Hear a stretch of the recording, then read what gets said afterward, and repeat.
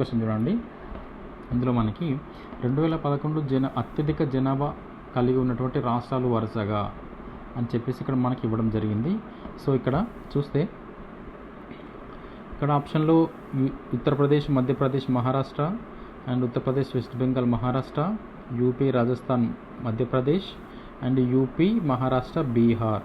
So ఇక్కడ మనం చూడండి, ఇక్కడ ఆప్షన్లలో చాలా మట్టుకి కన్ఫ్యూజన్ లాగానే ఉన్నాయి. ఫస్ట్ ఆప్షన్లు అన్నిటికీ యూపీ అని ఉంది. సో రిమైనింగ్ ఎట్లా దీన్ని ఆన్సర్ చేయడం అంటే చూడండి, ఇక్కడ అత్యధిక జనాభా జాబితాలో 2వ స్థానంలో మధ్యప్రదేశ్ ఉందా? లేదు. అండ్ ఇక్కడ option D UP, Maharashtra, Bihar. UP, Maharashtra, Bihar is correct answer. ఎందుకంటే ఇది సరైన వరుస క్రమంలో ఉంది. ఉత్తరప్రదేశ్ మొదటి స్థానంలో ఉంది అండ్ మహారాష్ట్ర 2వ స్థానంలో ఉంది. బీహార్ అనేది 3వ స్థానంలో ఉండడం జరిగింది. So A B C wrong answers. Option D is correct answer. Option D is correct answer. Next question, 2011లో లింగ నిష్పత్తి అధికంగా గల రాష్ట్రాలు వరుస క్రమం అని చెప్పేసి అడిగాడు. సో లింగ నిష్పత్తి తక్కువ ఉన్న రాష్ట్రాలు, అధికంగా గల రాష్ట్రాలు అని చెప్పేసి మనకి ఈ విధంగా కన్ఫ్యూజ్ లాగా అడుగుతాడు క్వశ్చన్స్. మనము ఇక 2011 జనాభా లెక్కల ప్రకారం తీసుకుంటున్నాను. సో ఎందుకంటే 2011 జనాభా లెక్కల ప్రకారం మ్యాక్సిమం వస్తాయి అండ్ ఇండియన్ లేటెస్ట్గా రిలీజ్ చేసినటువంటి బడ్జెట్ నుండి ఖచ్చితంగా వస్తాయి.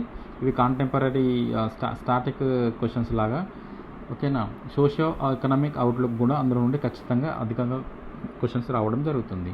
సో అందుకని చెప్పేసి క్వశ్చన్ తీసుకున్నాను. జనాభా లెక్కల భాగంగా 2011లో లింగ నిష్పత్తి అధికంగా గల రాష్ట్రాలు వరుస క్రమం అని చెప్పేసి ఇక్కడ లింగ నిష్పత్తి అన్నాడు ఇక్కడ మెయిన్ పాయింట్. సో చూడండి, ఇక్కడ 2011లో లింగ నిష్పత్తి గల అధిక రాష్ట్రాల వరుస క్రమంలో చూసుకున్నట్లయితే మనకి ఇక్కడ కేరళ, మహారాష్ట్ర, గుజరాత్, ఇది మహారాష్ట్ర, గుజరాత్లో లింగ నిష్పత్తి చాలా తక్కువ కాబట్టి ఇది తప్పు. ఎందుకంటే మహారాష్ట్ర తక్కువ ఉంటుంది, గుజరాత్లో కూడా తక్కువనే ఉంటుంది. నెక్స్ట్ కేరళ, కర్ణాటక, మహారాష్ట్ర ఇది చూద్దాము. సో ఇందులో కర్ణాటకలో, మహారాష్ట్రలో లింగ నిష్పత్తి అనుకూలంగా లేదు, మహారాష్ట్రలో కూడా అనుకూలంగా లేదు. సో ఇది చూడండి. నెక్స్ట్ ఇక్కడ కేరళ, తమిళనాడు, ఆంధ్రప్రదేశ్. సో ఇది కరెక్ట్ ఆన్సర్. చూడండి, కేరళ, తమిళనాడు, ఆంధ్రప్రదేశ్ అధికంగా గల రాష్ట్రాలు ఇవి. సో చూడండి, ఇక్కడ మరి కేరళలో ఎంత ఉంది అంటే 1084 స్త్రీలకు 1000 మంది పురుషులు, ఇది మొదటి స్థానంలో ఉంది. నెక్స్ట్ తమిళనాడులో ఎంత ఉందంటే 996 స్త్రీలకు 1000 పురుషులు అని చెప్పేసి. నెక్స్ట్ ఉమ్మడి ఆంధ్రప్రదేశ్లో ఎంత ఉందంటే 993 అని 3వ స్థానంలో ఉమ్మడి ఆంధ్రప్రదేశ్ అని ఉండడం జరిగింది. సో ఈ విధంగా ఇది option C is correct answer.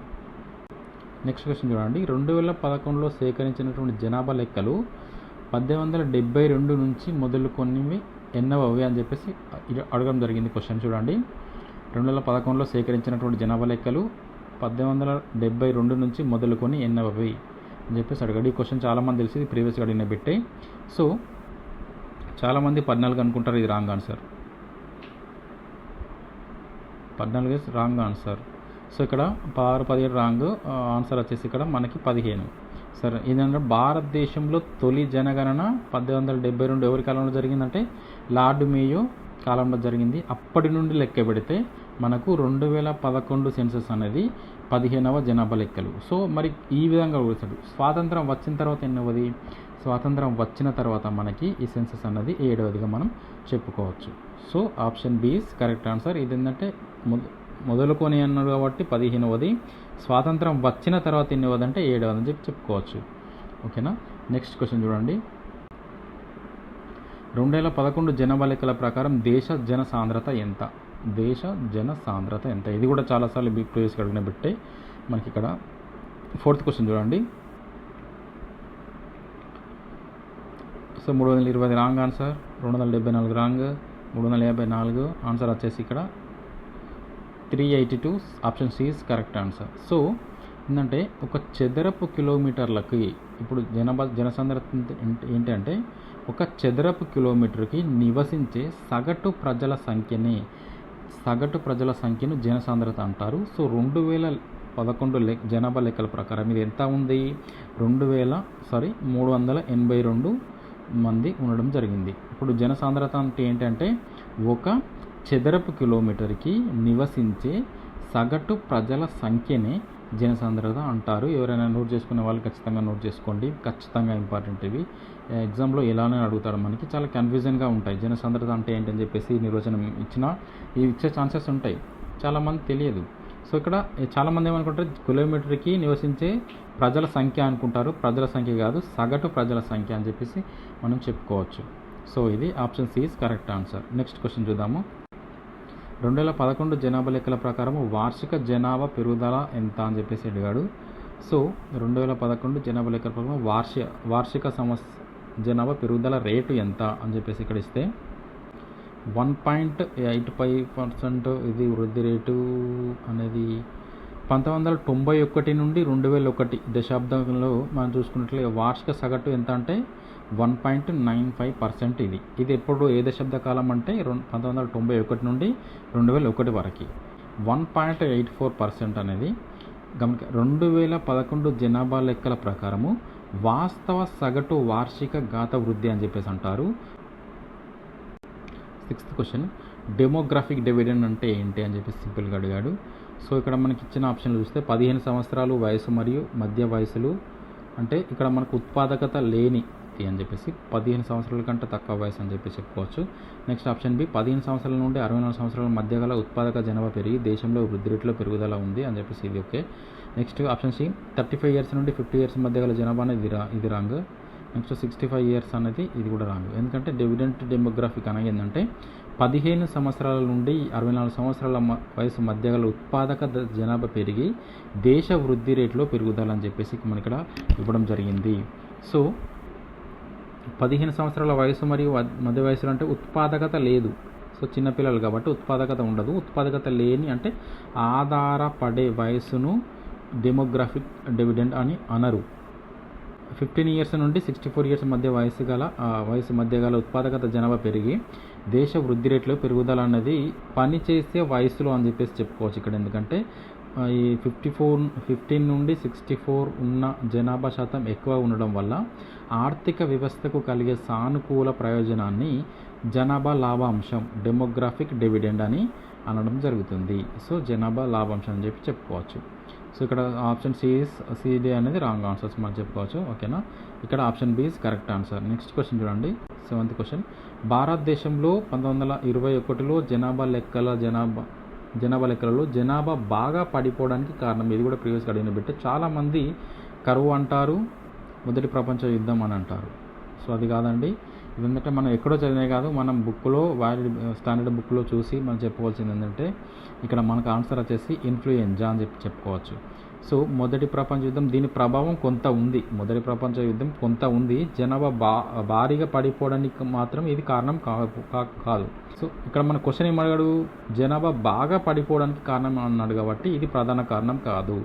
Next 1918 నుండి 19 కాలంలో వచ్చినటువంటి స్పానిష్ ఫ్లూ మహమ్మారి వల్ల కోట్లాది మంది భారతీయులు చనిపోయారు. అందుకే 1911 నుండి 21 మధ్య జనాభా వృద్ధి రేటు మైనస్లోకి వెళ్ళిపోయింది.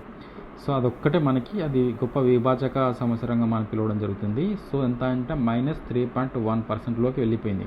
సో 1921ని గ్రేట్ డివైడ్ ఇయర్ అని చెప్పేసి అంటారు. సో గ్రేట్ డివైడ్ ఇయర్ అంటే గొప్ప విభాజక సంవత్సరంగా మనం పిలుచుకోవచ్చు. నెక్స్ట్ మరి కరువులు అంటే ఏంటంటే కరువులు కూడా ఆ టైంలో కొంచెం తోడైనవి.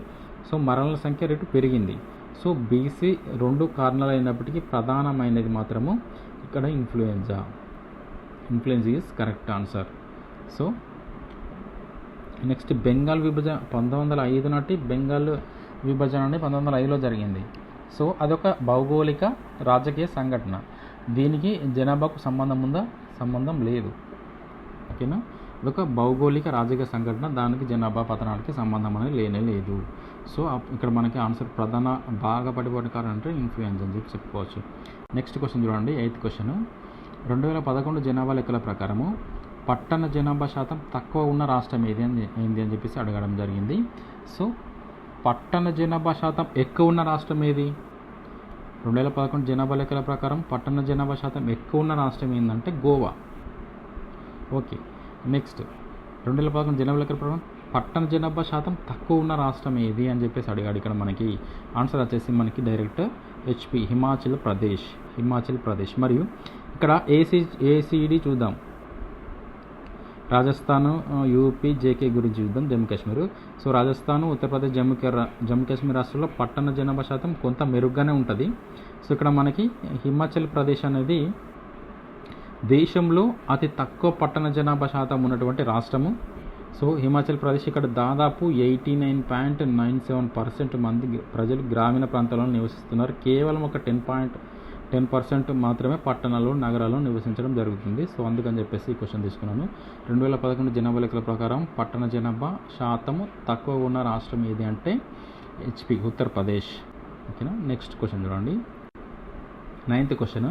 2011 జనాభా లెక్కల ప్రకారము మెగా సిటీలు ఎక్కువగా ఉన్న రాష్ట్రం ఏది? 2011 జనాభా లెక్కల ప్రకారము మెగా సిటీలు ఎక్కువగా ఉన్నటువంటి రాష్ట్రం ఏది అని చెప్పేసి అడిగాడు. సో మనకి ఇక్కడ తమిళనాడు, మధ్యప్రదేశ్, మహారాష్ట్ర మూడింటి గురించి చూద్దాము. సో ఇక్కడ ఈ రాష్ట్రాల్లో 1 కోటి అంటే 10 మిలియన్ల పైబడి ఉన్న జనాభా మెగా సిటీలు లేవు. 10 మిలియన్ల పైబడి జనాభా ఉన్న మెగా సిటీలు లేవు. ఇక్కడ మహారాష్ట్రలో కనుక చూసుకున్నట్లయితే సో దేశంలో ఉన్న మెగా సిటీలలో ఒకటైనటువంటి గ్రేటర్ ముంబై ఉంది కదా, ఇది ముంబై మహారాష్ట్రలోనే ఉంది కాబట్టి ఇది కరెక్ట్ ఆన్సర్ అవుతుంది మనకి. ఓకేనా. సో అదే ప్రశ్నలో మనకి ఏంటంటే మిలియన్ ప్లస్ నగరాలను అడిగితే అడిగితే కేరళ మరియు యూపీ అని చెప్పుకోవచ్చు. సో యూపీలలో అత్యధికంగా 7 నగరాలు చొప్పున ఉన్నాయి. కోటి పైబడిన జనాభానే మెగా సిటీ అంటారు. మిలియన్ ప్లస్ అంటే ఏంటంటే 10 లక్షల కంటే ఎక్కువ జనాభా ఉన్నటువంటి నగరాలు. ఓకేనా. లాస్ట్ క్వశ్చన్ చూడండి.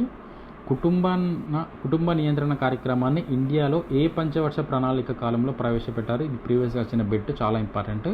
సో సరైన ఆన్సర్ ఏంటంటే మొట్టమొదటి ప్రణాళిక.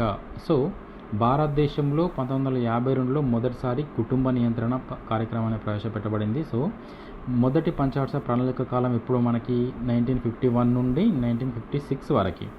సో ఇది అమలు చేయబడింది. సో ఈ రిమైనింగ్ అని రాంగ్ ఆన్సర్. ఇది ప్రీవియస్గా అడిగిన బిట్టు. కామెంట్ అని చెప్తున్నాను, ఎవరైనా ఆన్సర్ తెలిస్తే ఆల్రెడీ ముందే కామెంట్ చేస్తుంటారు కాబట్టి. సో దీని గురించి ఎక్స్ప్లెనేషన్ ఏంటంటే 2011 జనాభా లెక్కల ప్రకారం మహిళల అక్షరాస్యత రేటు అని చెప్పేసి అడిగారంటే 65.46%. సో 2011 జనాభా లెక్కల ప్రకారము భారతదేశం మొత్తం అక్షరాస్యత రేటు ఏంటంటే 74.04%. సో అందులో పురుషుల అక్షరాస్యత శాతం ఎంత అంటే 82.14%. మరి అందులో మహిళల అక్షరాస్యత శాతము 65.46%గా మనకి నమోదు కావడం జరిగింది. సో గ్రూప్ 2 పరీక్షల్లో పురుష స్త్రీ అక్షరాస్యత మధ్య ఉన్నటువంటి వ్యత్యాసము దాదాపు ఎంత 16.68% గురించి తరచుగా అడుగుతాడు. సో ఆ వ్యత్యాసం మహిళల అక్షరాస్యత ఎంత ఉంది, పురుషుల అక్షరాస్యత మధ్య వ్యత్యాసం ఎంత ఉందని చెప్పేసి ఇలాంటి క్వశ్చన్స్ మనకు ట్రిక్గా ఉండే క్వశ్చన్స్ అడగడం జరుగుతుంది. సో నెక్స్ట్ క్వశ్చన్ చూడండి. 2011 ప్రకారము జనాభా లెక్కల ప్రకారం ఎన్ని మెగా సిటీలు ఉన్నాయని చెప్పేసి అడిగాడు ఇక్కడ. సో ఇక్కడ మనకి 3 అని చెప్పుకోవచ్చు. 2011 ప్రకారము 3 మెగా సిటీలు ఉన్నాయి. సో ఏంటంటే ఐక్యరాజ్య సమితి మార్గదర్శకాల ప్రకారం ఏంటంటే 1 కోటి అంటే 10 మిలియన్ల కంటే ఎక్కువ జనాభా ఉన్న నగరాలను మెగా సిటీస్ అంటారు. సో 2011 సెన్సస్ ప్రకారం భారతదేశంలో 3 మెగా సిటీలు ఉన్నాయి. అవి ఒకటి గ్రేటర్ ముంబై, ఢిల్లీ, కోల్కతా. మనం ఇంతకుముందు చూసినటువంటి క్వశ్చన్లలో ఓన్లీ మహారాష్ట్ర మాత్రమే ఉన్నది. ఓకేనా. సో ఇక్కడ మనకి ఇండియాలో 3 ఉన్నాయి. అవి గ్రేటర్ ముంబై, ఢిల్లీ, కోల్కతా. ఇక్కడ 10 లక్షల జనాభాను దాటిన మిలియన్ ప్లస్ నగరాలు అయితే 53 ఉన్నాయి. సో ఇంతకుముందు క్వశ్చన్లో ఇచ్చానుగా మిలియన్ ప్లస్ ఒకవేళ అడిగితే మిలియన్ ప్లస్ అంటే 10 లక్షల జనాభా దాటిన మిలియన్ ప్లస్ నగరాలు ఇండియాలో 53 ఉన్నాయి. ఓకేనా. ఈ విధంగా అడుగుతాడు. నెక్స్ట్ 3rd క్వశ్చన్ చూడండి. కుటుంబ నియంత్రణ శాఖను ఈ ఇయర్లో ఏర్పాటు చేశారు. సో ఈ ఇయర్లో అంటే 1966లో ఈ శాఖ అనేది ఏర్పాటు కావడం జరిగింది. భారతదేశం 1952లోనే జాతీయ కుటుంబ నియంత్రణ కార్యక్రమాన్ని ప్రారంభించినప్పటికీ ప్రపంచంలో మొట్టమొదటి దేశంగా ఇది నిలవడం జరిగింది. చాలా ఇంపార్టెంట్. ఎందుకంటే కుటుంబ నియంత్రణ కార్యక్రమాన్ని ప్రపంచంలో ప్రారంభించిన మొట్టమొదటి దేశం ఏదైతే ఉందంటే అది భారతదేశం మాత్రమే. సో మొట్టమొదటిగా అయితే ఈ కార్యక్రమాన్ని మరింత సమర్థవంతంగా అమలు చేయడానికి భారత ప్రభుత్వం ఏం చేసిందంటే కుటుంబ నియంత్రణ శాఖను డిపార్ట్మెంట్ ఆఫ్ ఫ్యామిలీ ప్లానింగ్ను కేంద్ర ఆరోగ్య మంత్రిత్వ శాఖలో భాగంగా 1966లో ఇది ప్రత్యేకంగా ఏర్పాటు చేయడం జరిగింది. సో ఇదండి. సో ఈ వీడియో కనుక మీకు నచ్చినట్లయితే ప్లీజ్ సబ్స్క్రైబ్ చేయండి, లైక్ చేయండి, షేర్ చేయండి. Thank you.